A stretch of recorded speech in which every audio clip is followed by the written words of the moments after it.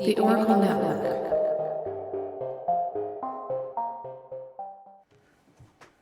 This is going to topple over. I would be so embarrassed. Ooh, that would be bad. All over very expensive fucking electronics. Just like a laptop and whatever that box is that all the things plug into. This is expensive. Oh my god. The monitor would be fine. My keyboard probably fine. You would unfriend me immediately. Unfriend. Unfollow. Like in real life.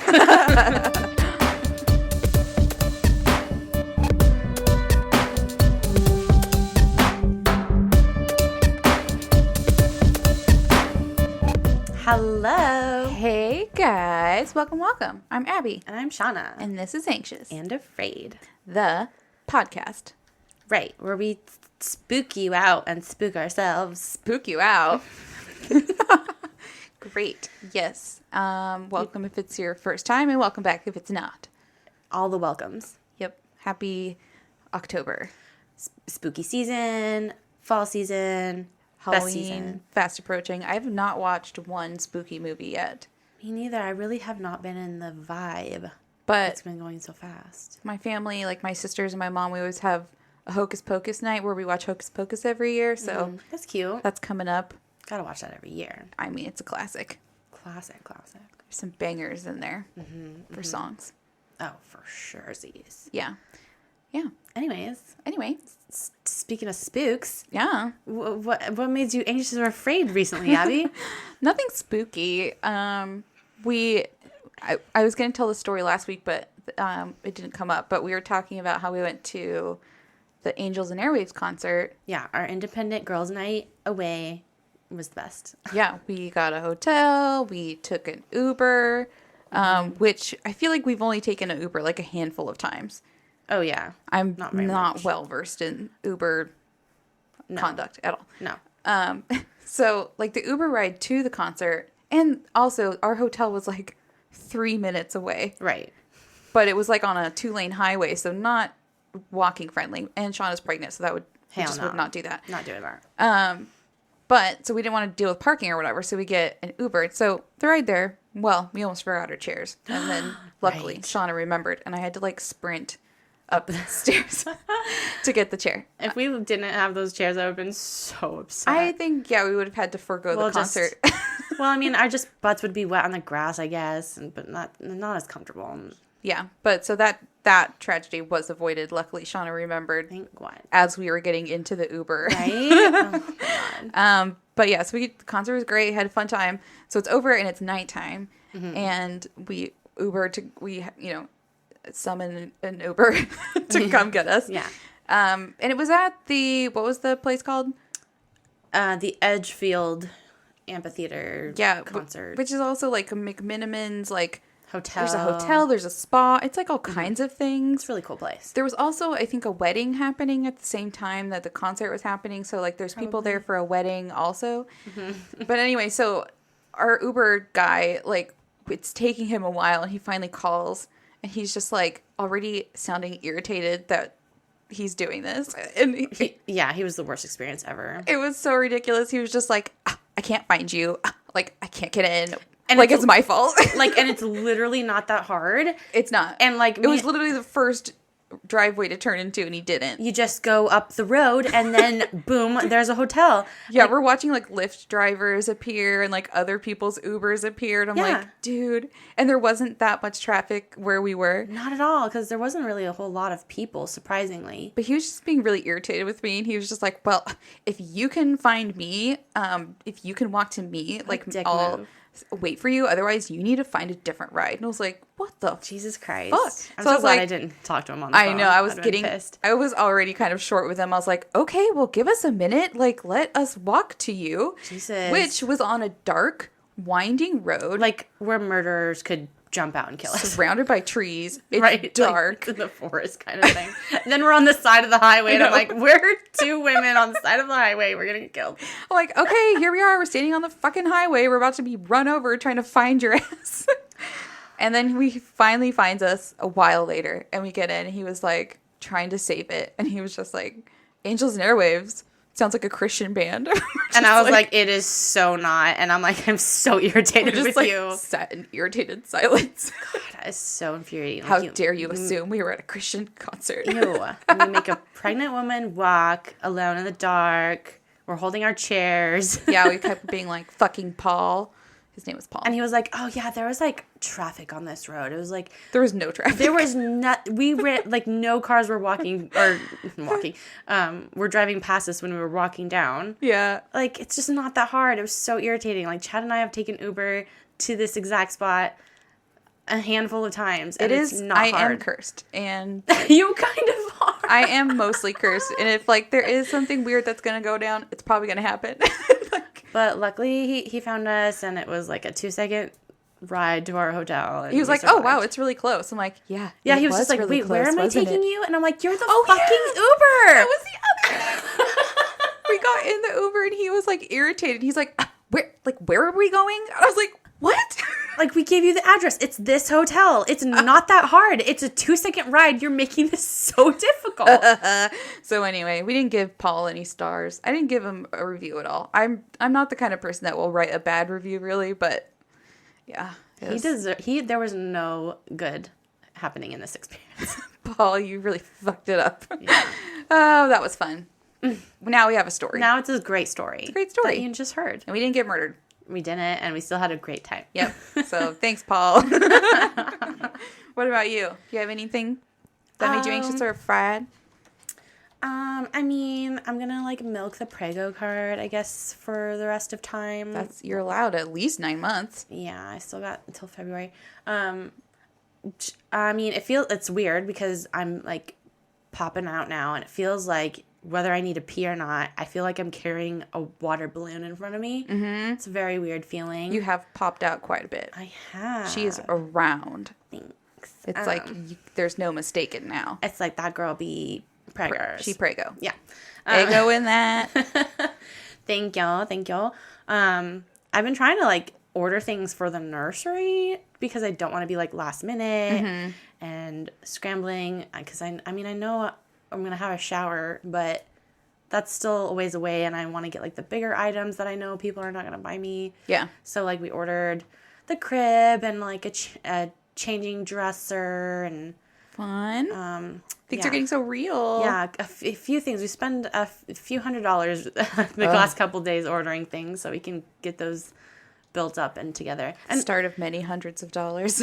Right? Yep, correct. She's taking all of our money, as well as the cats, of course. But yeah, and then I'm like trying to like, oh my gosh, your surgery is coming up soon, and I finally got the green wallpaper that I wanted, and you're just the wallpaper queen.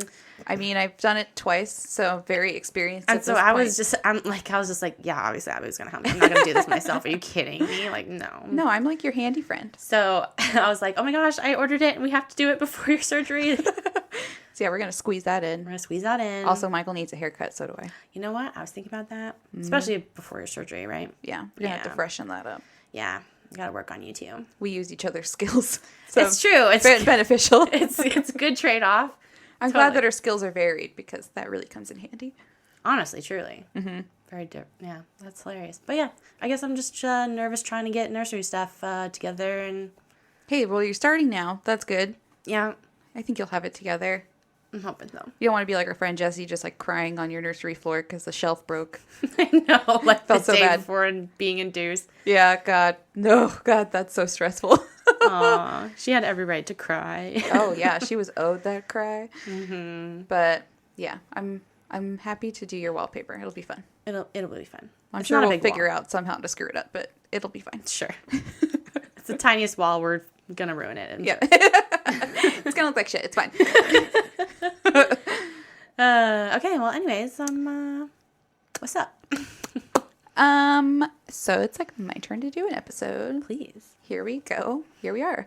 So I'll just say up front that I have a very weird case for you today. Okay. And I'm gonna ask that we all keep an open mind. Oh boy. For this story. Okay. I mean, you're in the right place to do this. That's what I was about to say. Like, I know if you're listening to this, your mind is probably more open than the average Joe. I would hope so. Because you listen to this and we talk about some crazy Ghosts and aliens and shit. Today's not going to be any different from that. All right, so let's. You ready to get weird? I'm ready to get super weird. Okay. Okay. Good. Because today we are covering the top secret, now declassified program involved with the CIA, the DIA, the NSA, the DEA, the Navy, the Air Force, Army, and even Joint Chiefs of Staff. Get out of town. So many letters. So many important things. So many letters. It was like CIA, DIA, NSA, DEA. You did a good job. So many. Okay. Project Stargate. Stargate. Ooh, I'm not sure if I've heard this. You haven't heard this one? I'm not sure, but I'm all about this kind of junk. Oh, Ooh. me too. I love a good Especially government. because it's real. Yeah, when there's paperwork to back it up. Important agencies that run our country. Right. Those were a lot of abbreviations for important departments. What would your best guess be? If you had to guess based on the name. What was the name again? Stargate. Stargate. Tough, because I feel like they're really funny with their titles of things. Stargate is an actual TV show and movie. Yeah. But it doesn't really have to do with either. Well, I don't know. I mean, I naturally think of space things, but I don't think it's space or alien related. Not, well. Is it more like drugs and mind control, or? Ooh, you're getting closer. Ooh. Okay. So while Stargate is perhaps the most well-known name for the project, it went through many code name changes. Some of the more prominent ones were Operation Grill Flame and Sunstreak. Love. Okay. So fun. I want the job in the government where you get to pick code names. Right. I think that would be a fun job. So this multi-million-dollar it was classified program, ran from 1972 to 1995. Okay. And consulted on hundreds of military and intelligence missions. Its purpose? To investigate psychic phenomena, clairvoyance, precognition, or telepathy. Yes. For military and intelligence purposes, both foreign and domestic, baby. Ooh, for wartime and control and woo. Okay, they were open-minded as fuck. Oh, it's so fucking weird. That is crazy. Okay, admit that this is going on. Hello. Okay, I'm all about it. I'm way too excited. Go. Yes, we are going to take a deep dive into the funky, weird corners of the government. Oh my gosh, I'm so happy you're doing this. Yes, you're in for a wild ride. So just grab your crystals and buckle up. I have one right here. Here we go. Okay, just hold it. It's amethyst. Okay, so this story is actually so weird and fascinating to me that, like we said before, I'm going to follow this episode up with another episode. Okay, so quickly we're doing that. Okay, yes. Yes, so I'm gonna do that. It'll be a theme. It's not like you need to listen to this one to understand the second one, but they go well together. I would. Okay, love that. It's not really a precursor, but so I'm gonna follow it up with a personal account from one of the recruits who did some time in the program, and he wrote one of the weirdest books that I have ever read. It was super fucking weird. It was so weird that I think it needs its own episode. But it's a first-hand account. Yes. I'm so excited if you cannot tell. I'm so jazzed. It's going to be fun. So this episode will be a dive into the origins of the program and the highlight reel, as well as its ending. And then my next episode is going to follow the test subject through his time in the program and then the devastating after effects that it had on him and his life. Oh my God, I'm so stoked. Yes. Okay. I actually read his book planning to do an episode just on his story. Mm-hmm. But the more I read that book and then looked into the program, I was like, okay, well, it needs its own episode. Mm-hmm. Otherwise it would be a 2-hour long thing. We just can't. We can't. Okay. And it will be interesting. I can promise you that. And what's extra strange is that a lot of what I'm going to tell you today comes from declassified government documents that you can easily find on the internet.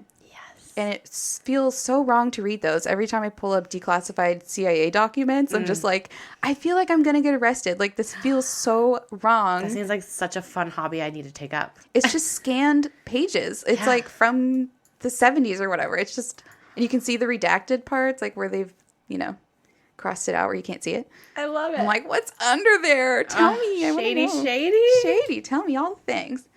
So I did read some CIA documents. It was really wild. That's cool. That's dope. Yeah.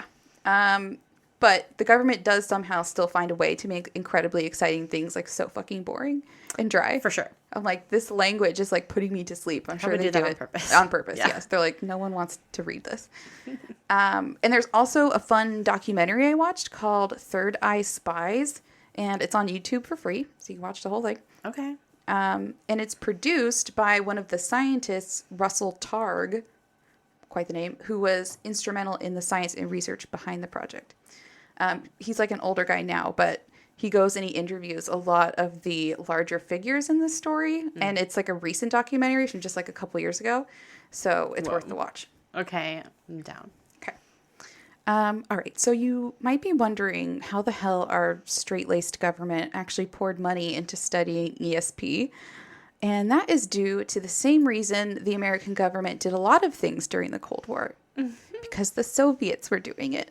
Yeah. Okay. In 1970, there was a book published called Psychic Discoveries Behind the Iron Curtain, and it explained the Soviet Union's alleged significant breakthroughs in psychic research. This prompted U.S. intelligence to start looking into the possibilities of psychic research, and by 1972, the DIA issued a report warning of Soviet psychics who may have the ability to view secret documents and facilities from a remote location, and could possibly even control government officials' minds and kill them in an instant if they chose. Whoa. I mean, that's intense. Right? Isn't that like it just like feels like a hokey movie, like someone It just like is. holding their temples and like, Yes. I'm gonna melt your brain. Yeah. Ooh, that's taking it really far.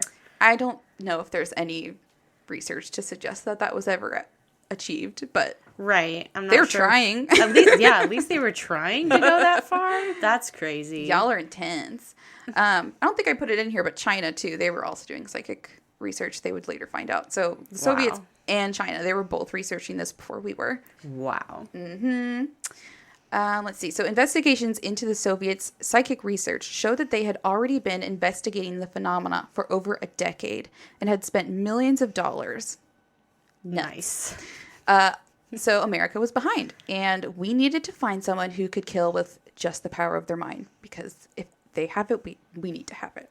Wow. Yeah, of course. Enter physicist and parapsychologist Russell Targ, and engineer and parapsychologist Harold Puthoff.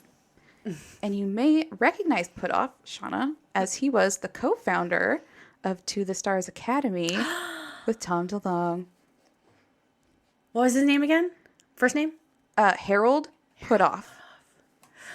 Okay, I'm sure if I saw his face, I'd be like, yes, that's him. I saw nothing about that in the documentary. No one ever alluded that he was connected to the stars, because this is like decades before, right? Right. And then I like just clicked on his name and did a little research, and they're like, he co-founded To the Stars, and I was like, holy fucking shit! We just saw Tom DeLonge.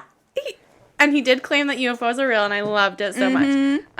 Yeah, that's why I'm like still all about like this To the Stars Tom DeLonge thing, because he like got government officials, government workers, like He's trying to make it legit. it's legit people. It's qualified people.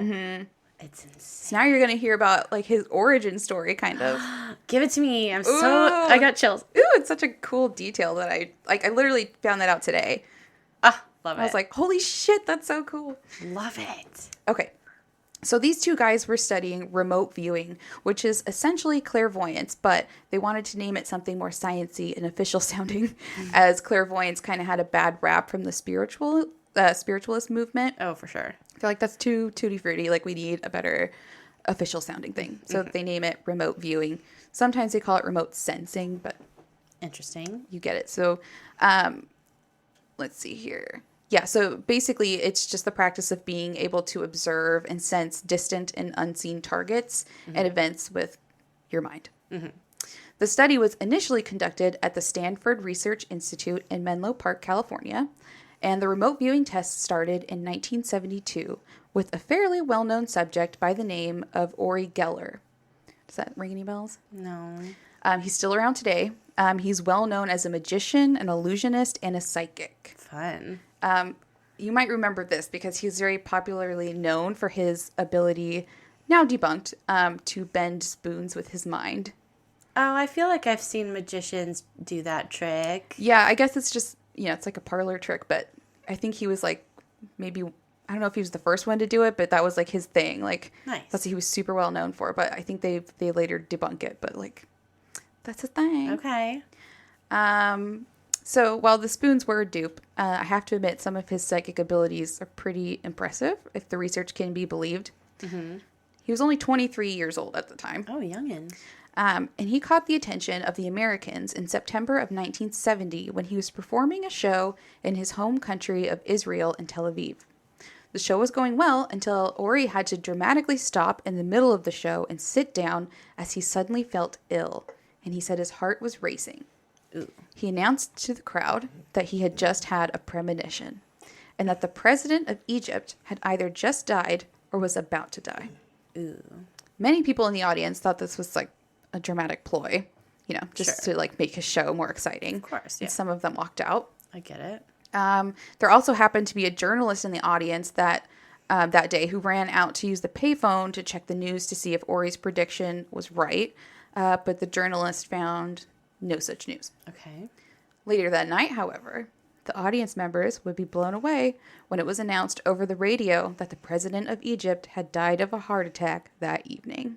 Whoa, that's insane. Ooh, gross. And that also reminds me of Tom's story at the concert about his dad. Yeah, that's right. He was talking about how he had this like overwhelming, euphoric, tingly, drug-like feeling, and then he instantly got a text message that his dad died. So he was like, that was my dad going through me. And I'm like, I love this story. This is so crazy. Yeah, it was crazy. He like stopped everything to just tell this really good story. It was cool. Yeah.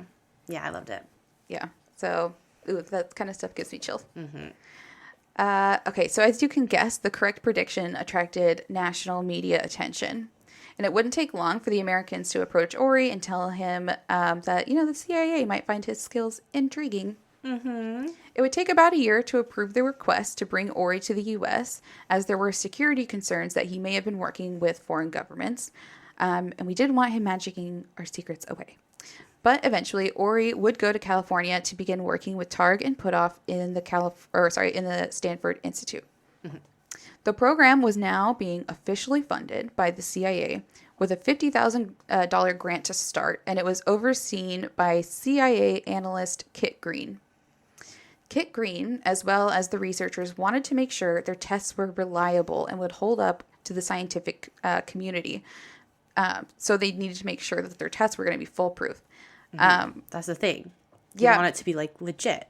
And it's hard with this kind of subject matter, and that's something they run into a lot, like making their results repeatable, which is like really important for scientific data, and it's just like really hard to do with this. Absolutely. Which is, how people poke holes in all of this information. I get it.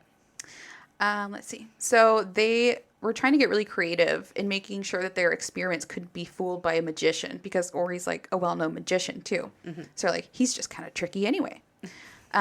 So they questioned other magicians on their methods to make sure that Ori wouldn't be able to fake the results.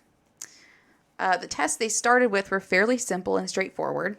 The researchers put a die in a sealed box. They would shake it up really good and then set it down. And then Ori had to say what side was facing up.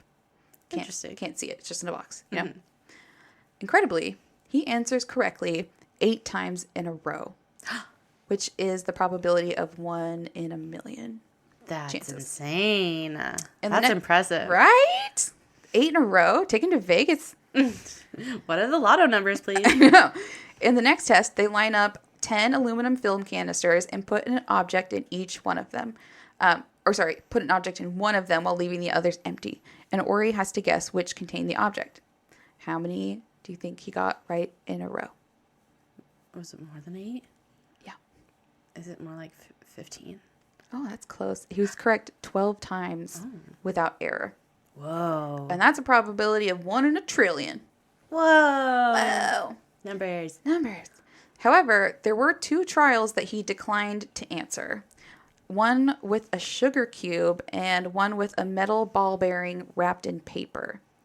Interestingly, he had no problems with a metal ball bearing not wrapped in paper. He was also able to identify magnets and a dropper full of water.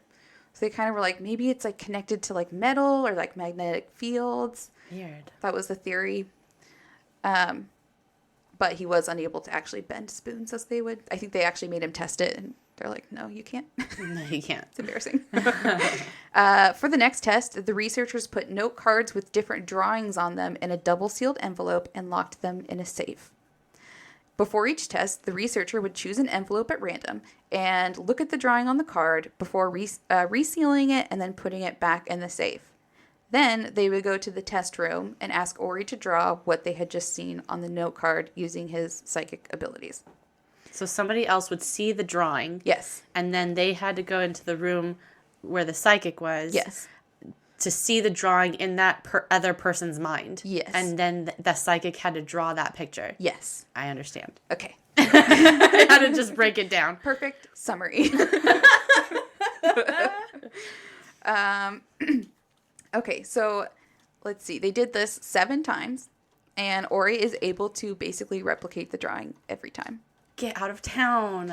There's actually video footage of him being shown the results with his drawing next to the originals, and he is like so excited. He's just like jumping up, and he's so happy and laughing. Like, yeah, he can't believe it either. Confirmation. Yeah, he's just like, holy shit. Whoa. Yeah, it's precious. I mean, the drawings are like really simple things, but they were simple, like random things, like a cat face or... It's still fascinating. Yeah. So it was super nuts. Even with these results, the Pentagon is still not sold. They think Ori somehow, cheated or faked the results. Mm-hmm. So the Defense Department sends in a team to see what's going on with these nutty scientists, and they conclude the experiment wasn't objective enough and thought that the researchers' bias must have affected the results. Wah, wah. No matter, the funding was still there, and the research continued. Next experiment, Ori is placed in a double-walled, soundproof, electrically shielded room. They weren't messing around this time. No. The researchers would be in a different room, and one of them would flip open a dictionary at random and choose a word on the page, and then draw a simple illustration of the word.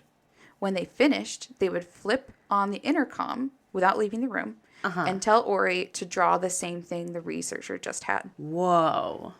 The first was a firecracker. Ori describes seeing a cylinder with noise coming out of it. And he draws something that looks more like a drum, but it is kind of similar to the drawing that they did of a firecracker. So it's not like they wrote the word down. They drew what the word was. Right. Yeah. So that's kind of wild. The next drawing is a bunch of 24 grapes. Ori, incredibly, produces a drawing of exactly 24 grapes. I'm shook. That's so gross. I'm shook. I mean, grapes would have been weird if it was like 16 grapes. Right. But he did the exact Same amount. number. Oh my god, I'm tripping. Okay. The researchers try switching it up by having Ori switch places with them to see if it, made a difference. They even had someone draw something on the East Coast. But Ori was able to replicate the drawing all but 2 times. And the 2 times that he couldn't do it were hilariously drawn by a researcher he didn't like. And while Ori admitted that he couldn't do the drawing, he was able to accurately guess which researcher had drawn it.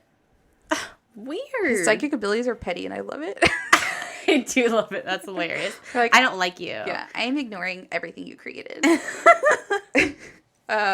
So Ori went through 8 days of tests, and the final report concluded that Ori has, quote, demonstrated his paranormal perceptual ability in a convincing and unambiguous manner. And this is the minor leagues, babes. Like, you just wait. Oh my god.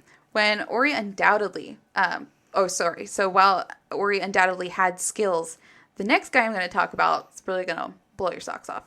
His name was Ingo Swan, which is an incredible name. All of these names are funny. There's so many crazy names in the story, it just gets better. But Ingo Swan's pretty great. In the beginning, they were doing the simple test with Ingo, like with the picture on the note card, which is kind of like, I don't know if you've seen Ghostbusters recently, but Bill Murray does this same exercise with like college students in the beginning, I think, of the first Ghostbuster movie. It's funny. So That's if you've fun. seen that, just think of that scene. Love me some Bill Murray. Yeah, so he's just like he has like a note card and he's trying to get them to guess what he has in his hand or whatever. So they're doing that kind of stuff with Ingo. But he's getting really frustrated with this and he threatened to quit.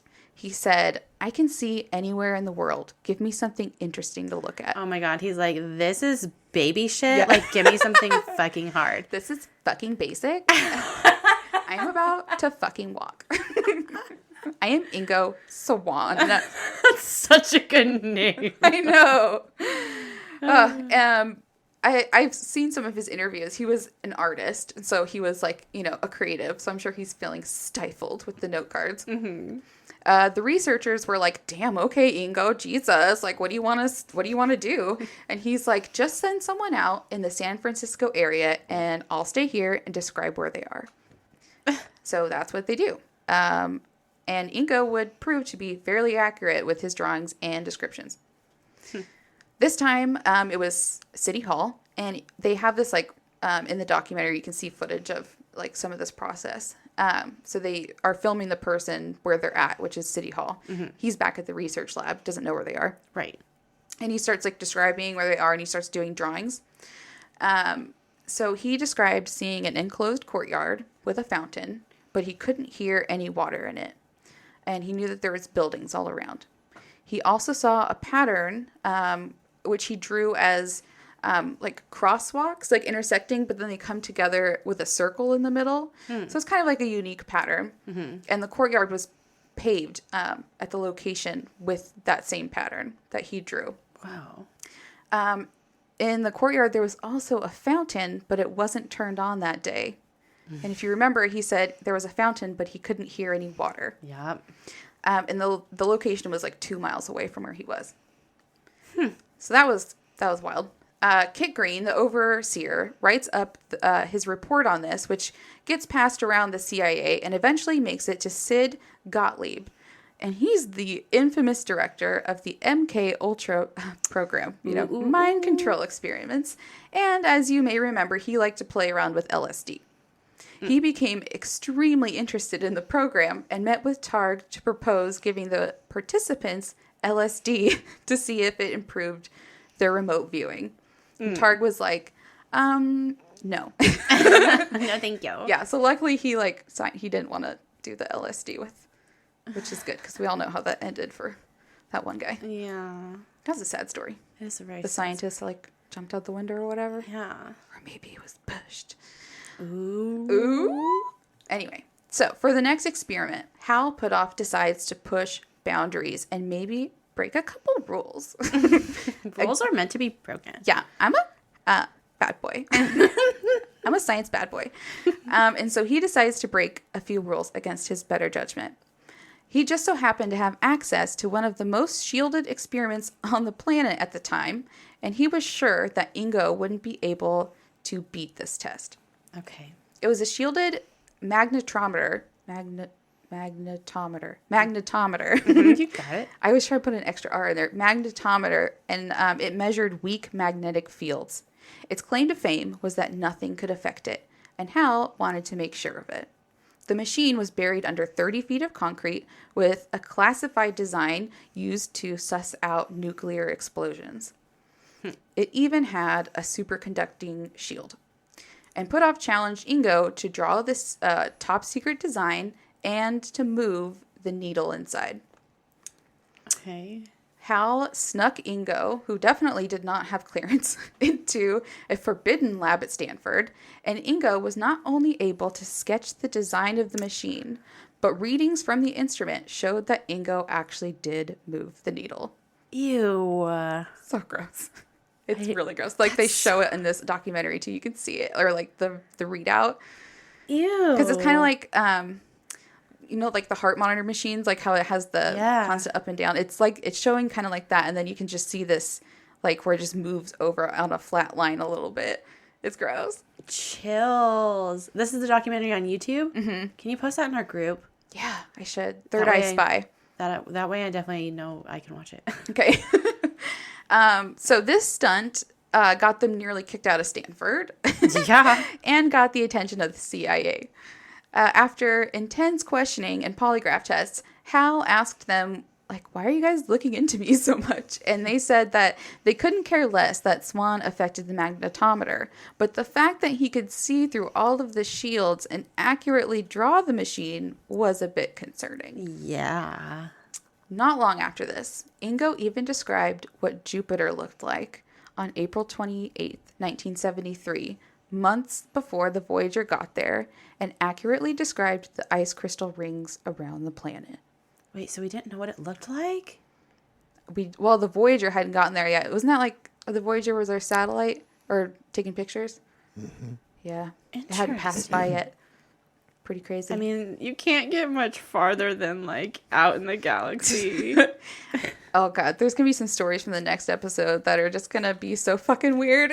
I can't wait. Oh, okay. Okay, but before I continue blowing your mind, let's just take a little break. Okay.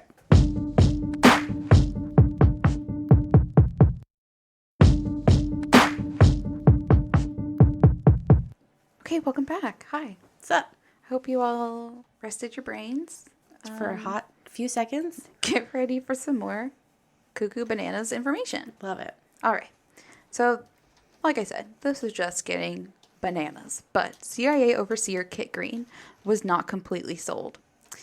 It was late May 1973, and he had just been told about this new test that they were conducting. It was Ingo Swan's idea, where they would give Ingo a set of random coordinates, like longitude and latitude, and then they would ask him to draw and describe the location. Green is like, oh yeah? Just watch me work. Then he just like turns around, sees this random guy walk out into the hallway, and Kit Green is like, you with the tie, give me a set of coordinates that you know. Could be anywhere. Okay, interesting. The man thinks about it, and he writes down a set of coordinates and says, I'm positive that you don't know anything about where this is. And also props to even knowing coordinates. I wouldn't even know what to give you. I'd be like, how many numbers is that? I don't remember this. Can you tell me what you need? Yeah, I wouldn't be able to tell you anywhere, actually. Yeah. I could give you random coordinates, but I wouldn't be able to tell you what's there. Right. And that can be like literally anywhere in the world. Yeah. So this guy gives him this set of coordinates. He doesn't tell him what it is. He just gives him the coordinates and says, here you go. Like on a piece of paper. On a piece of paper. Okay. And he's like, you definitely don't know anything about where this is. Mm-hmm. Green says, perfect. And he takes the coordinates, which are then given to Hal, who gives them to Ingo. Ingo is sat in a Faraday cage, which is, it's like what an airplane is. It's like a conducting metal enclosure. Am I describing that right? Yeah, so like if a lightning thing struck it, it would be redirected around the cage instead of going through the stuff inside the cage. So not just lightning strikes, but I think certain signals. I don't know. Yeah. Okay. So he's in this Faraday cage. Mm-hmm. And so now he starts describing what he sees in his mind as such. So he's not even shown what the coordinates are. No, they show him the coordinates. Okay. They're like, this is what, and that's what it had been up to this point. Like, this was their new experiment. Mm-hmm. And Hal was like, he was like, Kit Green was like, I don't really know about this experiment. I'm just going to go find a set of random coordinates just to see if I can throw a curveball. I don't know how that would be a curveball since he's been doing it, but he wants to prove it. And how many people like have memorized like all of the possible coordinates of the world? I don't know. Right. I remember learning about longitude and latitude in school, and middle school, I think. Yeah, it's done me no good. Nope. I can't use it. I don't know what it is.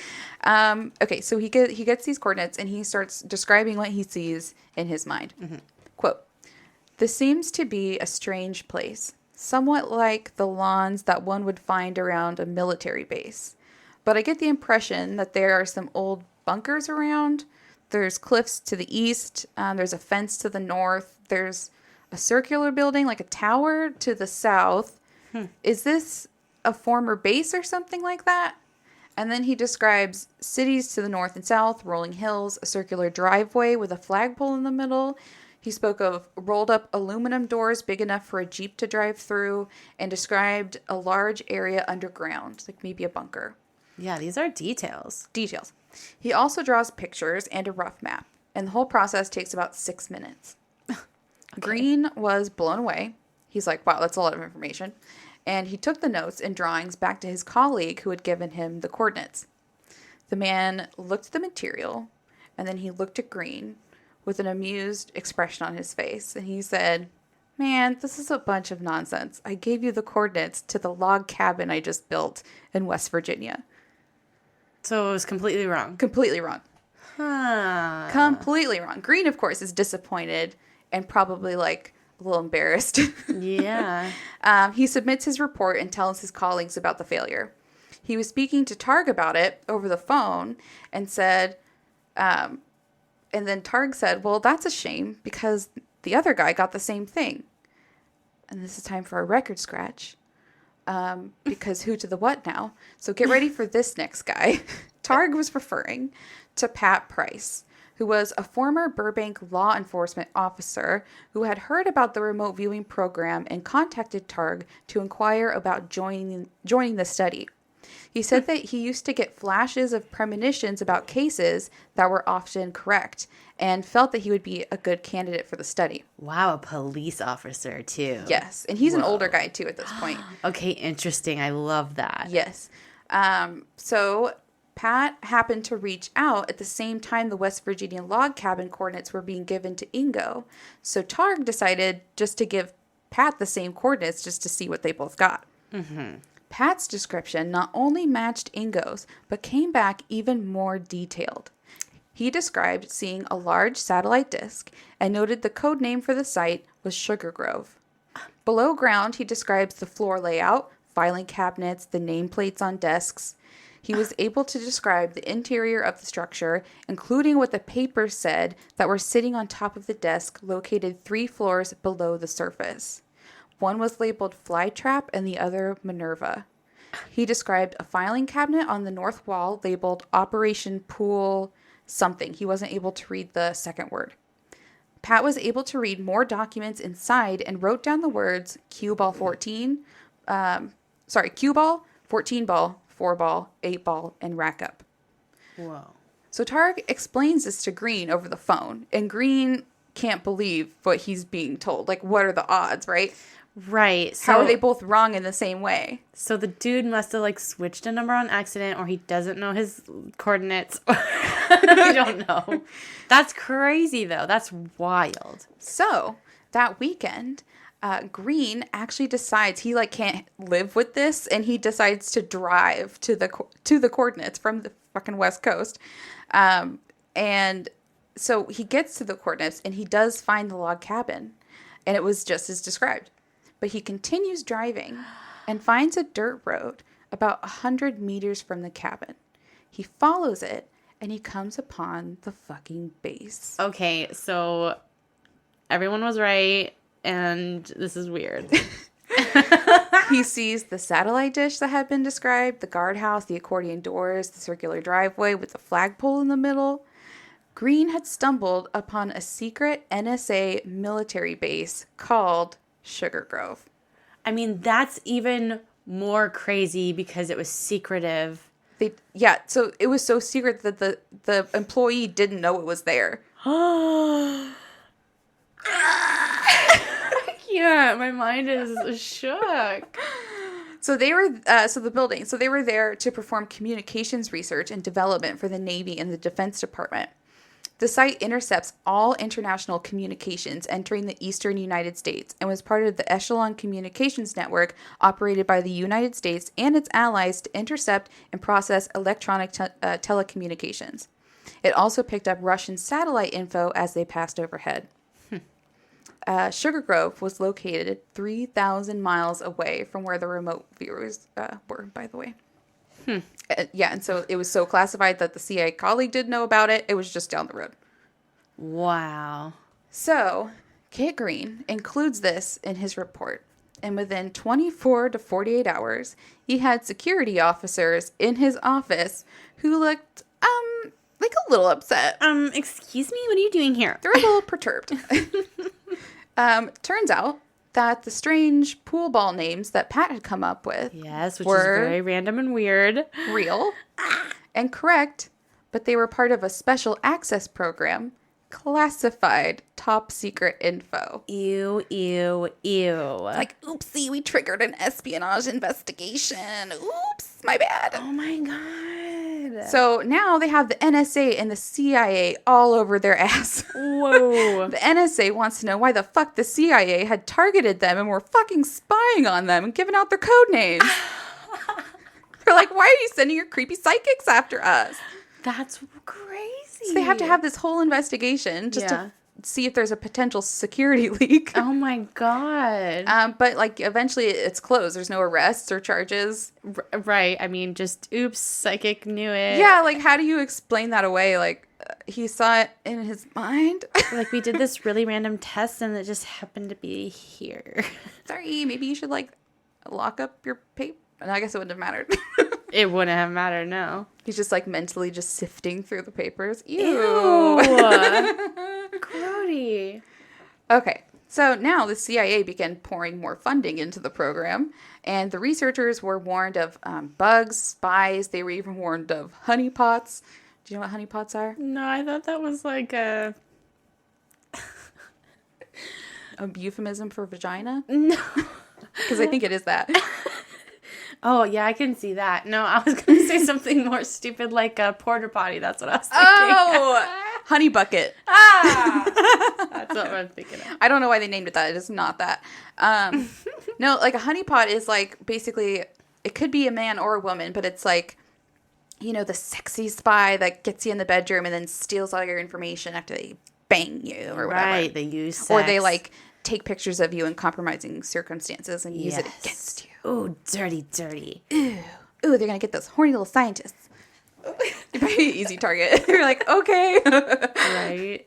Okay, so the next big success would come from a story I hope you're all familiar with since I covered it back in episode 30, and that is the kidnapping of Eris Pattyhurst. That's right. Okay, remembered. So the Attorney General in Southern California came to the remote viewing project with a request to help them with the Pattyhurst kidnapping case. She had just been taken from her Berkeley apartment, and they had no leads, and they were desperate. Okay. Price asked them for a book of their mugshots. Plus, he's like a former police officer, so he's kind of perfect for this. Yeah. So he's like, give me your mugshot book. And he starts flipping through it. And then he points to the picture of Donald DeFreeze and said, that's their ringleader. Price also pointed to two other men who would later be confirmed to be part of the group. And yes, Donald DeFreeze was the ringleader.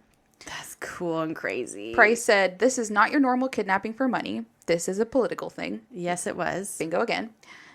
He said that he could see her. She seemed to be trapped in a small, dark room, like a closet. Mm-hmm. Although he was never able to tell them exactly where she was. But he was right about the closet. Yes. He told them where the car that she had been kidnapped in had been left. And the police were able to locate the car from his description. After the fact, like most of their info wasn't really used to find or like locate her, but I mean, some of their information was correct. So they were actually given a formal commendation by the Berkeley Police Department, which is pretty crazy. Mm-hmm. So soon after this, a man named Ken Kress, who was an undercover CIA physicist, he was also interviewed in the documentary, and they said that they had to have all of his questions vetted by the CIA first before they could even ask. Isn't that wild? Yes. He's like retired too. He's like not even working anymore, and they control his life. Oh my God. So let's see. So he wants to challenge Pat Price, this super talented guy.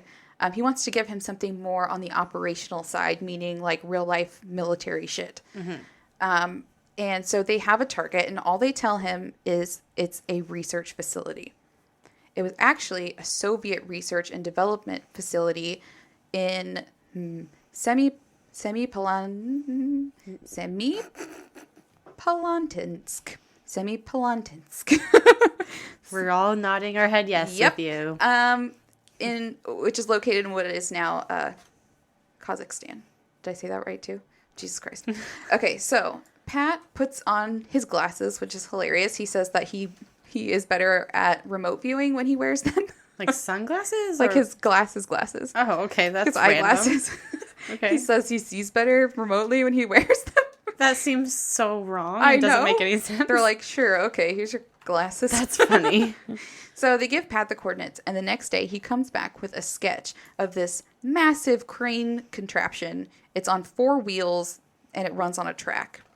And he said he saw a person walking by the crane, and they barely came up to the axle of the wheel. So it's like a huge crane. Mm-hmm. Ken was astounded at the similarities between the sketch, and I'll post this sketch because I do have that. Okay. Between the sketch that Price drew and a CIA drawing based on satellite images of the site. Wow. The CIA drawing shows a person for scale who was smaller than one of the wheels. So I'll have to just show it to you. It's honestly so creepy how close it is to the real thing. And it's such a weird contraption. Like, how would you even come up with that in the first place? Yeah.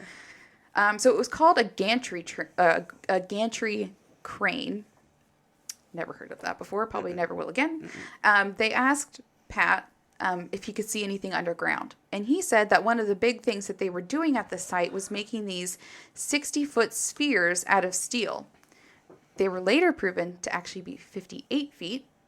Only 2 feet off. It's pretty good. And Price didn't know it, but he was describing a nuclear containment sphere used as part of a containment vessel for a particle beam weapon to shoot down American surveillance satellites. So he described all of this in 1974, but the U.S. intelligence wouldn't find out that he was right until 1977. When all of his info came out, they're like, holy shit, this guy was fucking right. Like, they didn't know. But sadly, Price wouldn't be around to see his prediction come true. Oh, he would have really liked to know that. Mm-hmm. I'm sure he did. Right? In the ether. Mm-hmm. In April of 1975, the CIA decided that there was just too many security risks working with SRI and decided to recruit Pat Price directly to the CIA. 4 months later, he would be dead. Ugh.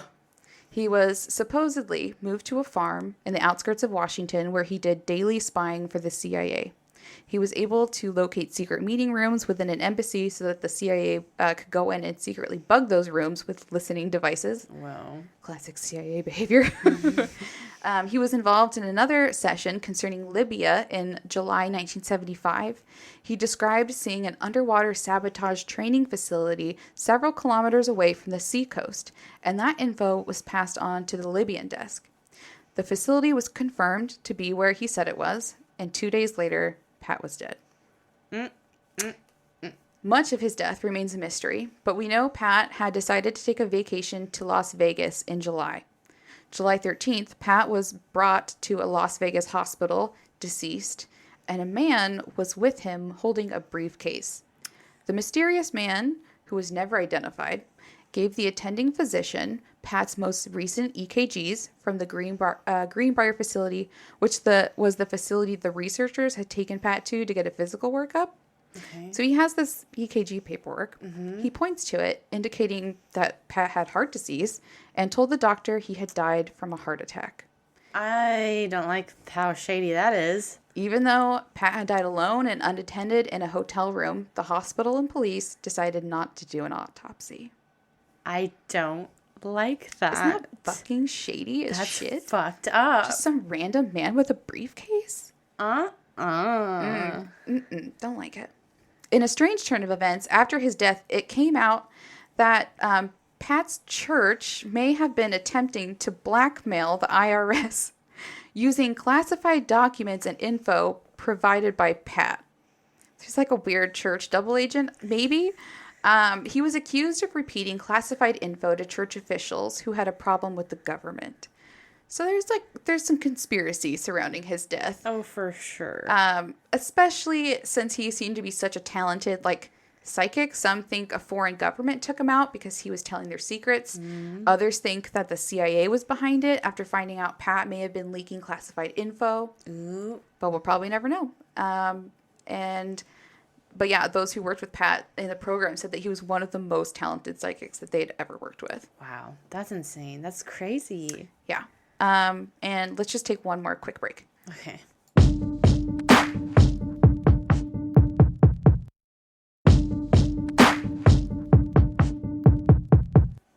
Okay, welcome back. Yes, okay, good break. Once again. Okay, so in October 1978, the Defense Intelligence agency DIA took on a contract with the U.S. Army, and they rebranded the program as Operation Grill Flame. Grill Flame. It's dumb. Over 3,000 troops in Fort Meade, Maryland were screened by Army intelligence to find the top 6 viable candidates for the program. These are men and women. Okay. Regular soldiers were picked because, they were just like regular soldiers, and they were picked maybe because they had like a knack for avoiding landmines. A transcript from the declassified documents quotes an Army colonel saying this about recruit qualities. Quote, "Successful remote viewers tend to be confident, outgoing, adventurous, broadly successful individuals with some artistic bent," is what he said. So, like, artistic people, I guess. Mm-hmm. They also wanted recruits who had never spoken about having psychic abilities before. But then how would they know? So they're like, it's kind of like when you take a quiz for one thing and you think that's what you're being quizzed for, but they're actually quizzing you for something completely different. Oh, tricky. Yeah, so I think they went through, like, screenings and tests, like, while they were just in at the camp or whatever, the base. Uh-huh. And, like, if they came back with certain characteristics, then they're like, okay, well, they might be a good candidate for the program. I believe that's what's called a blind study. Blind study. Interesting. Okay. But, like, they, even to the end of the program, they always said that it was, like, really hard to teach this stuff, and they still don't know if they ever really successfully figured out how to teach it. So they're kind of just shooting in the dark to see what works. Mm-hmm. I think later they admit that their screening was definitely not PC. I don't know what they screened for that was not PC, but yeah, they said that it wouldn't fly today if they had to screen again. I can see that making sense. Not sure what they did, but it probably wasn't great. Okay, so in the outline of the program, its objectives in the first year are to run tests to see if remote viewing is possible. In the second year, they would train recruits to harness their full abilities, and the third year was to develop protocols to put it into action. The most decorated was Remote Viewer 001, Joseph McGonagall. McGonagall is from Harry Potter. Oh, okay. So, yes, Joseph McGonagall, Chief Warrant Officer for the U.S. Army, and he's a Vietnam vet. His first remote viewing assignment was the Stanford Art Museum, which he drew fairly accurately, including the building shape and the pillars in front. He would do 5 more trials with them. Altogether, they did 36 trials with 6 Army volunteers. Out of the 36, they were able to get 19 first-place matches, where one would only expect, like, 6 by chance. So the odds of that are, like, 1 in a million, I guess. Mm-hmm. Now, I will say that the program was often accused of placing hits on sometimes vague answers. Like, they'd be like, yes, that's correct, even if it was really vague. Mm-hmm. And the remote viewers, including even the most talented, like Pat Price, would often give erroneous data along with accurate data. So sometimes they would describe something that wasn't there, basically. Okay. Which, and like, this is where arguments for researcher bias come in. Mm-hmm. I just want to, like, point all of that out to be fair, because they weren't 100% accurate. Right. Okay. Not at all. Yeah. And Joe McMoneagle was one of the most experienced remote viewers in the program. He would be one of the first to speak out about it after it was declassified. Ooh. He did over 6 years of remote viewing, and Targ said that he was one of the most psychic people they had ever worked with, along with Price. But after only a few months of training, the recruits would be put to the test. On November 4th, 1979, 66 United States diplomats and citizens were held hostage after a group of militarized Iranian college students belonging to the Muslim student followers of the Imam's line, who supported the Iranian Revolution, took over the U.S. Embassy in Tehran and seized hostages. Whoa. So I don't know if you've heard of the Iranian hostage crisis, I think is what it was called. Maybe, but probably not. Okay. It was a big deal. Yeah, it sounds very intense. Yes, it was very intense. So the 6 remote viewing recruits are called in, like, the middle of the night to come in right away. And for the next few months, the recruits are working around the clock to determine where the hostages are being held, where they're being moved to, like how they're being treated, all of this. Mm-hmm. The info they come up with through remote viewing at times matches with other intelligence intel, so the government starts to take it more seriously. 45% of the info provided was proven to either be partially true or completely correct. Quote, the degree of success appears to at least equal, if not surpass, other intelligence collection methods. But this also means 55% was incorrect. So you could say, or you can see why it would be difficult to rely on the information being given. Like, if you only know maybe only half of this is right, like, you can't really act on it, you know? Yeah. But, like, for something like that, psychically... But that means they're still in the dark without knowing where these people are, getting 45% of the information right. That's still a high percentage. Which is still kind of nuts. That's what I'm thinking, yeah. Yeah, so even though it's not like 100%, I feel like that's the whole thing with this case is like, they're not looking at a bigger picture. They're like, well, it's not really useful for intelligence, but you've proven that people can do psychic abilities. Yes, that's hello. A big deal. Well, not proven, but like show evidence to support that it is real. Yeah, it's not like it's 5%. It's 45%. Yeah. It's wild. Let's see. So, advocates of the program would assert that the remote viewing intel was never meant to be used as a standalone source of info. It was always meant to be used as a supporting source of intel. Mm-hmm. So, like, it was only meant to go along with other intel that they already had, just to Absolutely. Be like, oh, so that's more likely to be right. Basically. Sure. Yes, I get it. Yeah. So by April, the situation still isn't resolved, and the recruits are being kept in a suite of hotel rooms to work around the clock. In mid-April, one of the remote viewers sees something that they weren't exactly expecting.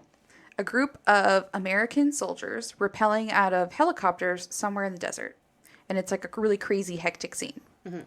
A few days later, another remote viewer named Fern Govan sees the same thing. And this time, there is fire and destruction and death involved. Not pretty. Right. April 24th, another one of the remote viewers, known as Nancy S., had a breakdown as she sees a violent event happening involving machine guns, fire explosions, and then she sees something strange. Hundreds of giant gorillas stampeding around and carrying tiny rockets. Whoa. Which is like, sounds funny to us, but she was seeing it so vividly apparently that she was like super, super freaked out and she was like having a breakdown. A stampede of gorillas is terrifying. And one gorilla is terrifying. Right. And then they're holding rockets? Little tiny rockets? Like what? Donkey Kong? So, the project manager, Scotty Watt, is worried about their mental health at this point. Yeah. And he decides to end the mission. But when he gets home that evening and turns on the news, he sees President Jimmy Carter saying that there had been a failed military rescue attempt that afternoon. Codenamed Operation Eagle Claw, a squadron of Army helicopters were supposed to fly into Tehran, but there were multiple issues with a few of the helicopters. The mission was ultimately called off by President Carter, but there was a terrible crash in the desert, and one of the helicopters went up in flames. 8 servicemen and 1 Iranian civilian were killed. That's sad. Yeah, so it's not that far off from what they were picturing, like helicopter crash in the desert. They did picture extra stuff that didn't happen, though, like machine gun fire and other stuff. Like there wasn't a stampede of gorillas? You know, there wasn't gorillas. You know, unless you want to like liken military people to gorillas. I don't know. But maybe that was like a... I mean, I knew it was too good to be true to have a stampede of gorillas come out of nowhere with rockets. Here we go. Ready for the stampede of gorillas. I was ready. I'm like, are they here? Were they in the helicopter somehow? Give it to me. No, I'm sorry. But understandably, Nancy and Fern quit the project after this. They were like, we had enough. Thanks. Bye. Mm-hmm. And I mean, their prediction was 100%, but it still demonstrates... It crazily demonstrates some level of precognition, which is pretty nuts. Like, they're imagining the future events. So, it hadn't happened yet. Yeah. According to an article by Us News, or is it U.S. News? I always forget. Us News? It's probably U.S. News. I don't know now that you question it. Does anyone know? I would assume U.S. news. Somebody tell us. Yeah, I feel stupid. Okay, we'll say U.S. news. How about just news? Just the news. Okay, so between 1979 and 1994, Fort Meade's viewing site conducted roughly 250 projects involving thousands of missions. One in 1987 was an attempt to find a mole in the CIA. So this is in that article I was talking about. So the viewers come up with a composite. The man lived in the Washington area, drove an expensive foreign car, perhaps gray, lived in a palatial home, and was intimate with a woman from Latin America, possibly Colombia. So then they find Aldrich Ames, and he lives in a palatial house in the Washington area. He drove a Jaguar and was married to a Colombian. The car was red. The house was gray. This intel wasn't used, but he was eventually arrested as the mole in 1994. Yeah. Pretty wild. One of the biggest successes from Girl Flame was when McMonagle pinpointed where a large Russian submarine was in an unexpected location. Intelligence only knew that there was a large building hundreds of meters from the coast, and they knew that something big was being built in there, but they didn't know what. McMonagle was able to see inside and said that they were building a huge submarine, bigger than any other submarine in existence, with new capabilities, and they would launch it in 120 days. This was not agreed with by the intelligence community. They didn't think that he was right. Mm-hmm. But the CIA decided to do a little check, though, and found the TK-089 Typhoon-class submarine was launched 114 days after the prediction. Whoa. It was the biggest submarine that had ever been constructed, just as predicted, although it was launched a little earlier than he thought. Yeah, but so who cares? Who cares? It's not that far off at all. Crazy.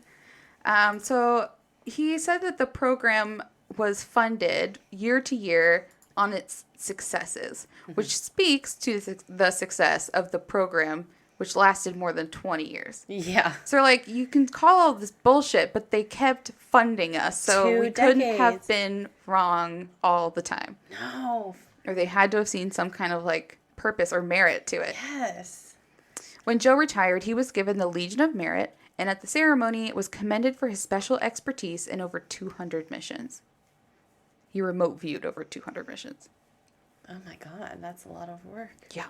In 1981, Ingo Swan described the failed Chinese atom bomb test 3 days in advance. But Targ would leave Targ, that other scientist, he would leave the program in 1981, and Hal Puthoff left 4 years after that. And it was about this time that the project was kind of in a downward spiral in terms of mismanagement and scandals. Yeah. So, Army Major General Albert Stubblebine.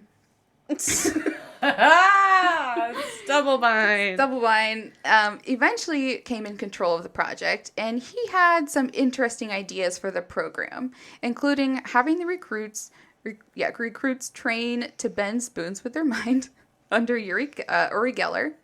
And he even tried psychic feats of his own, attempting to walk through walls. Ooh. But you can probably guess how I don't think that hilarious. Just imagine poor Stubblebine just literally walking into a wall. So he also sent soldiers to a New Age retreat in the Blue Ridge Mountains called the Monroe Institute. In November 1983, the Army's Intelligence Division approved a new program called RAPD, RAPD, which stands for Rapid Acquisition Personnel Training. It was a week-long program that took place at the Institute in rural Virginia.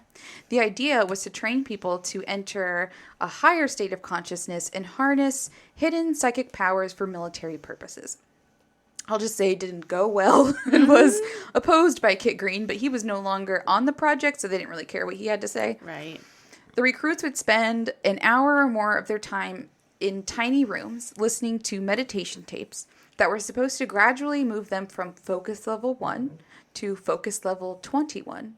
And at focus level 21, you're in an ethereal dimension where time and space don't exist. Wow.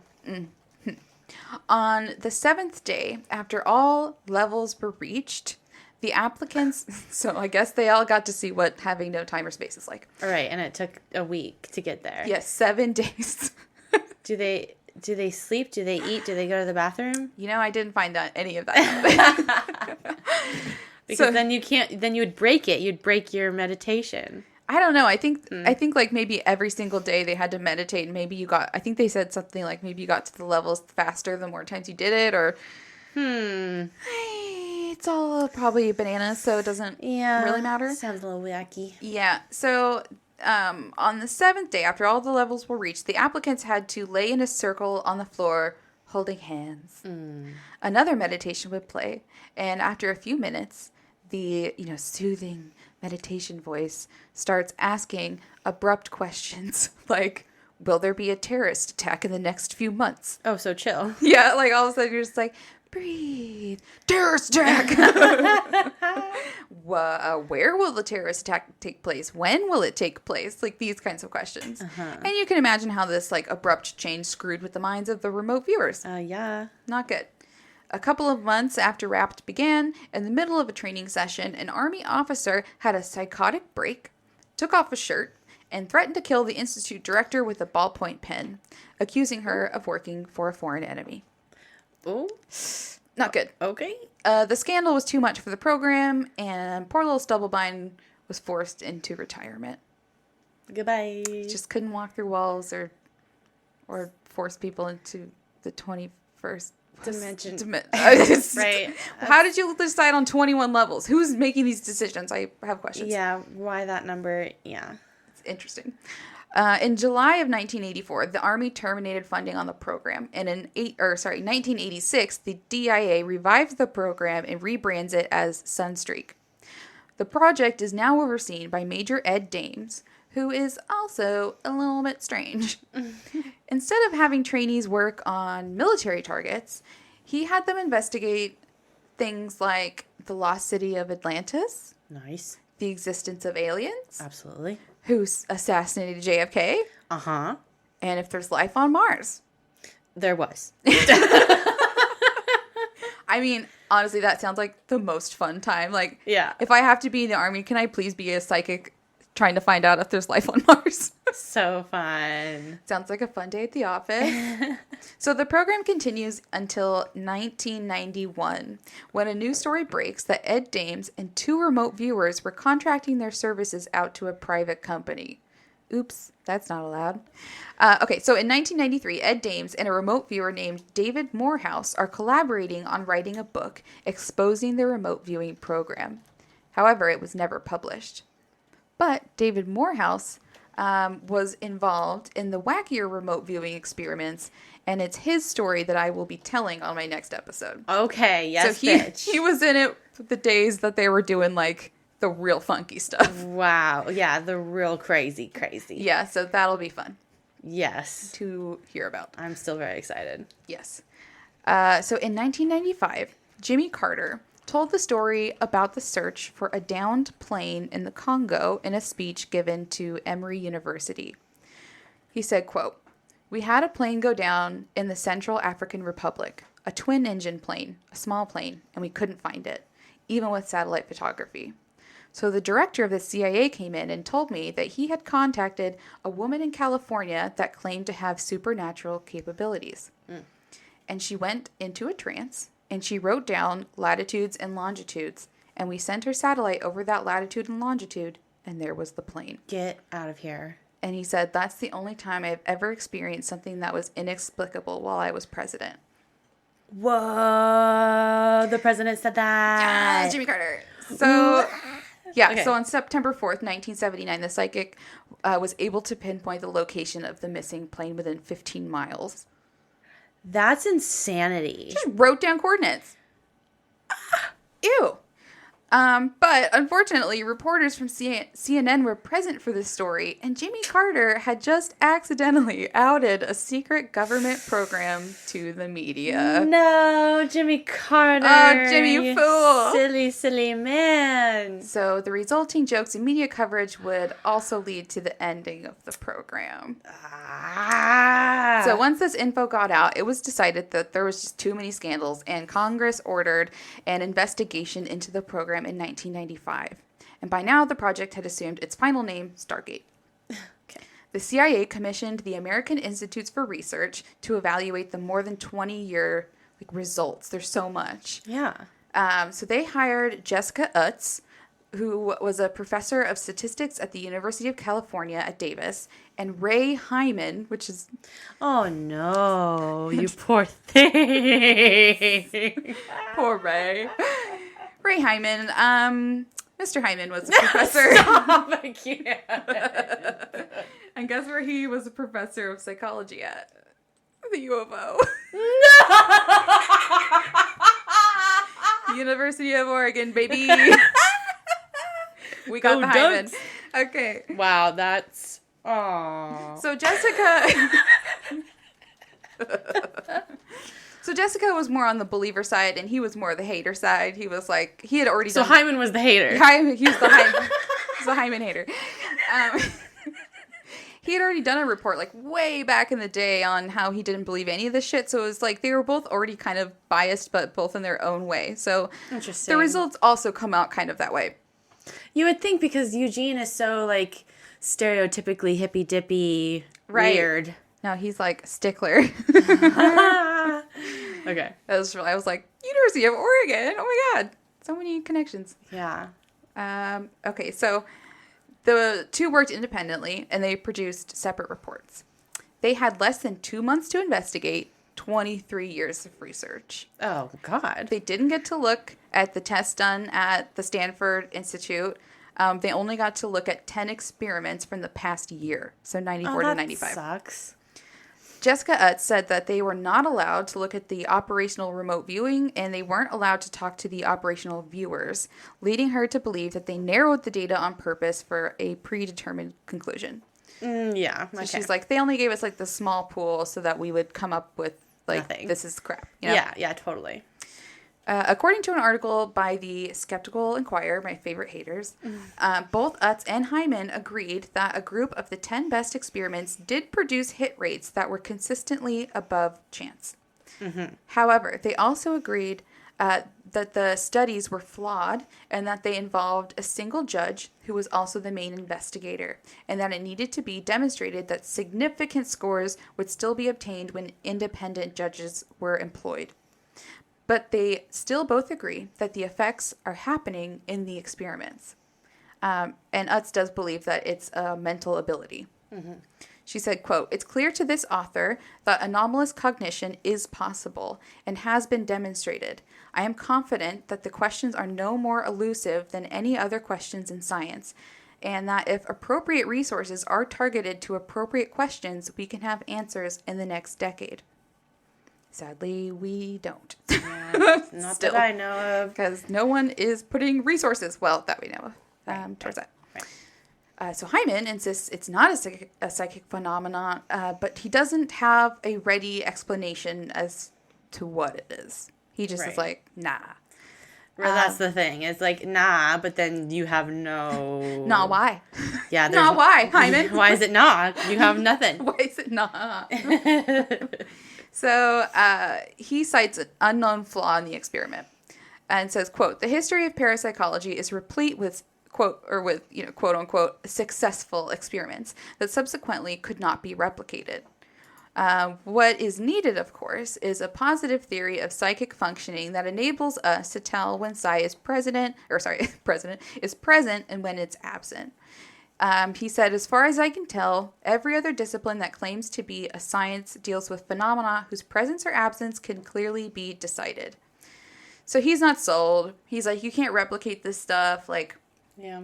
just on, which is like fair on the basis of like, I don't know, measurable science that we've kind of held science to a certain standard. If it doesn't meet those standards, I can kind of see where he's coming from. I guess. Okay, so the conclusion of the report in the executive summary stated that even though a statistically significant effect was observed, there's no justification for continuing the research because they weren't able to find a cause or explanation for the effect. Bummer, man. We should research all things. Right? Also stated In no case had the info provided by the remote viewer ever been used to guide intelligence operations. But I feel like that's not a fair claim because there have so many cited examples of when they did use their information in intelligence operations. So I don't know about that. But Project Stargate is shut down for good in 1995, which is crazy. It went until 1995. People were studying mind shit in 1990s while we were alive in the government. Wow. Ew. A total of $20 million was spent and more than 20 years of research. Some of the project documents are declassified and released in November 1995 to the public, and it becomes a national joke. Man. While some participants in the program would go on to write books and give interviews about their experience, many of them remain anonymous, not wanting the ridicule that often comes with these admissions. Yeah. In the documentary, Kit Green admits to still having friends working in the government who claim that remote viewing is still being used today, although we may never know it. And it's totally not believe like, that too. yeah, it's not like the government has been 100% honest about Stargate, nor they haven't released all of the documents pertaining to the project. There's still a bunch of classified. Yeah. And yeah. Okay. And many believe that the CIA purposefully shut it down and discredited the participants in order to distract from some of the more compelling evidence. Absolutely. Hello, UFOs. They did the same fucking thing. Absolutely. And I admit that a lot of the findings can be disputed, but in my opinion, I think there was enough there to make me believe in, like, the existence of ESP. I just think it's a thing. I think it's a thing, too. And I think, like, it's like the researcher said, it's a skill or talent that not everyone has. Like, some people are just naturals, and some people don't have it. So it's like someone's like born with it, I think. The Force. The Force have the within them. Midichlorians. So, to end this, I will say that there are courses and books out there if you ever wanted to try out. Let's do it. Remote viewing. I think Russell Targ actually has a book on it. And from everything I read and from everything the study was talking about, it's actually not that uncommon from the amount of people they found that had this ability. It was actually kind of mind-blowing. So, just go look for Atlantis and let us know if you find it or whatever. Okay. All right. But I didn't put her in this thing, but there was a woman named, I think her name was Hella Hadid, and she was brought in just to be used as a control. They're like, let's find a random person just to see if they have, like, psychic abilities. They're not from the military. It's just a random person. They find this woman. Okay. Who I guess was a friend of Russell Targ or something. She ends up being one of the most psychic people in the program. What? But, like, she didn't know it? No. Well, they always say, like, everyone has intuition, but you have to tap into it. Yeah, I think she was a photographer or something, and then she just went back to being a photographer. Oh, God. You're like, all right, I'm done with that. But yeah, it was just, there was a lot of crazy stories and Fascinating. very fascinating. Wow, good job, Abby. That was intense. Thank you. How do you feel? Do you think it's real? I think, you mean like ESP? Yeah. Yeah, I think that in degrees, it's a thing. I think people are gifted, not everyone. I think it's just, I don't know. The world is a wild, mysterious place, and there's so many things we don't know, and I love this kind of shit. I know. They're, like, the way they were trying to explain it was so fucking over my head that I could not grasp it. It was like quantum mechanics or physics or whatever, and, like, they were talking about how, maybe this is the same thing that birds use to migrate, like how they are able to see How they just know. electronic, like the pole or the fields or whatever. Yeah. There was just a lot of Weird. interesting theories, but still not a lot of concrete anything, really. Yeah. I think we should be researching it, and I think that maybe they're still using it or whatever. Yeah, they were kind of like... I mean, I would not be surprised. Right? Because, like, conspiracy time, they're just like, well, we can't let everyone know that there is a possibility that they could all be psychic. They're like, the public... Right? Can you imagine if, like, literally everyone in the world could be psychic? Like, everyone all of a sudden learned that they can just, like, peek in on other people or whatever. Wow. Yeah, a lot of people would use it for the bad, I'm sure. Yeah, Maybe so not. There's a lot of conspiracy around it, too. It's Interesting. It's fascinating. Oh, my God. I'm going to. So, yeah, look out for the next one. The next one is going to be interesting because it's going to be more of, like, the insider perspective, like, the nitty-gritty of, like, how they do the remote viewing, what it looks like when they remote view. Like, Wow. it's wild. Okay, I'm so excited. Yeah, it'll be I'm sure fun. everyone is. Mm-hmm. Okay, well, let's do City of the Week now, I think. Yeah, for sure.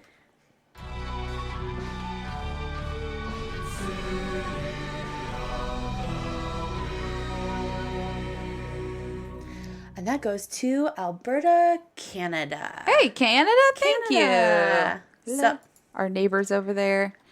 our nice neighbors. How's Justin Trudeau? Is he cool? He seems cool. He's young and hip and cool. Yeah, that must be nice.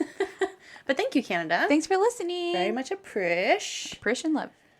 Appreciate love. Anything that you're watching, listening to at all? Oh, we're still watching Disney Plus, Marvel stuff, like that What If show. But that's yeah. I mean, nothing else really. What about you? Well, it's fall now, so all the good shows are coming back. Yes. And so we did finish the newest season of Archer. We haven't done that yet. It's good. It's sad because that lady died. And Yeah. it's sad. Super But sad. they wrapped it up kind of nice. But I think they are going to still continue another season, is what I heard. So interesting. Interesting. So yeah, that was. I mean, I love Archer. It's great. Mm-hmm. And then also The Great North is my new favorite animation So show. cute and wholesome. It's so adorable. So I also recommend that. And new episodes of Bob's, classic. Yeah, we watched the Halloween up. It was so good. Yeah, usually during this time, me and Chad will go through all of the Halloween episodes. Then it's Thanksgiving, so we go through all the Thanksgiving episodes. It's funny. I was looking at Hulu. I was like, it'd be smart to actually during the holidays group all of the holiday episodes together so that everyone can watch them in a group. They should, because I see on Hulu. First of all, Hulu is not the user friendliest. And they specifically Bob's, they have belted out belchers where they have a list of all of their really good songs that they have, because they have really great songs that I get stuck in my head a lot too. But yeah, it should all the holidays should be a thing, because we literally go through every season. Yeah, someone call Hulu.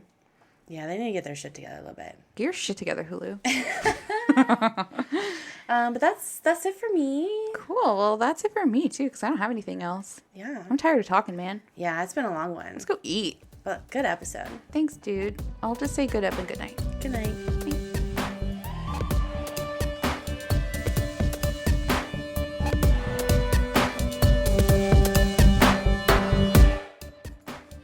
All right, my sources. I went to Wikipedia, skepticalinquirer.org, CIA.GOV, usnews.com, miamiherald.com, GQ.com, Third Eye Spy documentary, and an episode of Supernatural with Ashley Flowers. Our music is by Broke for Free and Matt Edwards, and we are edited by Michael. All right. Should I list our social medias? Please do. We have a lot of our things at Anxious and Afraid the Pod. So that's our handle for both of our Facebook page and group, along with our Instagram and Gmail. We have a Twitter at AA the Pod. You can support us on patreon.com/anxious and afraid. If you do that, you get some pretty nice perks. You get ad-free episodes that are released a whole day early, and you get a free sticker. You can also support us for free if you can't do any of that by leaving a rate review. You subscribe to the show, tell your friends. Yeah, we would appreciate all of it. Do it right now.